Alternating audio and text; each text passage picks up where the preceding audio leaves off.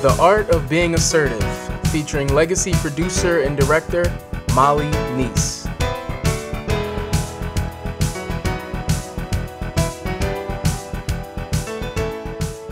No, you have one? Social justice. Social justice, that's right. Passion. What else? Community service. Community service, giving to others. I saw a lot of head nods on that one. You know what? My two biggest passions are to inspire people to take action and help students like all of you grow into wonderful, successful, happy women. Those are passions. So you know what? I created businesses around them. My first business I created was my internship gopher. I saw a lot of students in the college levels, not just here, everywhere, being lost in their journeys. They haven't been able to experience some of the other things that are happening out in the world, to have a grasp onto what you want to do. So myself and a professor here developed a whole software program where schools, businesses, and students can collaborate, and they can have job shadows, interviews, even internships, virtual and on-site. I said, you know what? I'm not going to complain about teachers. I'm not going to complain about these students. I'm not going to complain about these businesses just don't care. I'm going to find something that can fix it. So I could have chosen to be aggressive and just continue to complain about everything, or I can go and try to look for a solution. Is it making me money? Absolutely not. My father is like, what are you, a philanthropist or are you a businesswoman? You know, I'm like, nonprofit? Yeah, no. I give, love, serve, you know? That's part of my value system. So, you know, discover your passions. Another one, go with your gut. We have a wonderful blessing that we've all been given, is instinct. We have a terrible thing that we have called outside influences. Go with your gut. When I graduated from Gettysburg College in '96, I went out and I did work at Chatham College for a year, but I got a call to go back to Gettysburg College, my alma mater. I was there for 5 years. I got a call from a headhunter. At that point, I'm like, ooh, headhunter, what's a headhunter calling me about? Everyone, get active in every single association as possible. Your word gets out there. Like, well, I heard you're a good person to call for this next opportunity. It's working for Wells Fargo Education Financial Services. I would go to 5 different states, meeting with financial aid officers about the products that Wells Fargo has to offer. I thought, hey, that's great. And at the time, I was making $25,000. Woohoo! Well, this offer came in at 6 figures plus a bonus. So I'm like, peace out. This is great. You know? Yeah. Bye, Gettysburg. Love you. Still send in my annual donation. And Westchester, too. But what happened, though, that year was transformational. I went with my gut to go there because my gut, I felt, was money. What I soon discovered was that wasn't a part of my value system.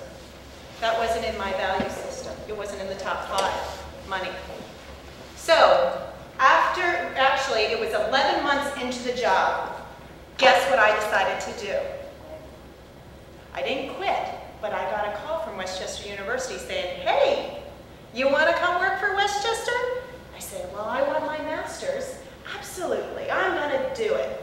Well, Wells Fargo, my supervisor, which was a wonderful woman, love her to death, she's like, Molly, no, we can't lose you.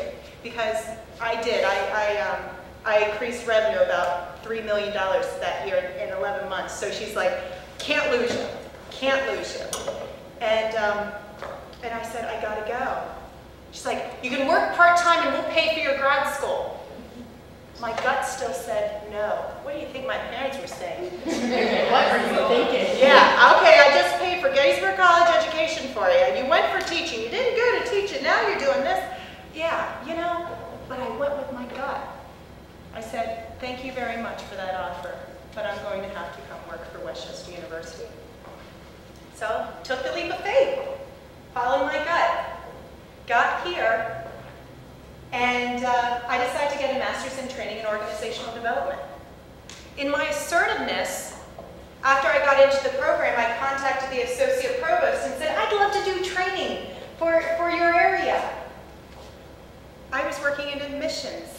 financial aid. Again, all of you, it doesn't matter what level you are in an organization. You go out and you get it. It doesn't matter how old you are. It doesn't matter what gender you are. You go out, you don't focus on all those labels. You say, this is what I want, and this is why you need me. And this is what I have to offer. She said, okay. So I did some training for that area, and I was feeling my calling. My calling, I'm like, okay, thank God my gut's working on me here. Okay, I'm going to keep on going. A position was then eventually created over in human resources and organizational development for me. Unheard of, actually, quite honestly. It's very unheard of.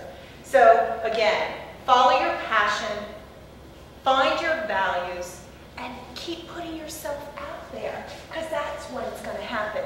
It's the fear not approach. Fear not. You go after what you want, and don't look for the perfect career. Don't look for the perfect man. Don't look for the perfect this, that, whatever. Stop looking for the perfect. Just fear not. Just go with your gut and put yourself out there. I did that when I went to an Exton Chamber event one day, and Dave McGrogan was speaking. How many of you ever heard of Dave McGrogan? Okay, and some of you may know a little bit of my story there. But he's CEO of Kildare's, Doc McGrogan's, Two-Man Truck, lots of other things, film, all that stuff. Well, he's a great man. And I heard he was a great man, but I didn't know anything about him. So I said, okay, I was going to go to this luncheon. And I said, oh, okay, I'll make sure I sit at his table. I sat at his table. And I wanted to make sure that he knew exactly who I was. It's that assertiveness. At the end, he said, Molly, I felt your vibration from the audience. I said, we need to monetize this keynote. He gave a keynote called Rhino Living. Well, actually, it wasn't Rhino Living at the time. It was Rhino Success Principles. It's now Rhino Living. But I said, we need to tell the world this. It's a great message. We need to get that out. Here I am, Westchester University, senior internal consultant, and here's a $20 million man. Why not me? That's the mindset of an assertive person. Why not me? The next week we met. He said, let's do it. Let's put it together. We'll be partners in this business. So I have now been able to edit his book. I've been learning how to develop his website. I've been doing all the social media. I've been booking events. All these things that I can do on top of my day job. And that's the thing, being assertive, you have to put yourself out there. Because when I started doing all this stuff for free for day, because I haven't seen a cent, because of, startups, it costs money to put all that in there. And I never owned a business my entire life. And here I am, faking it till I make it. I'm assertive, I'll figure it out. I'm like, okay, need help with that LLC stuff. but there are people out there to help you, the bottom line. You put yourself out there and you connect yourself with people that will help you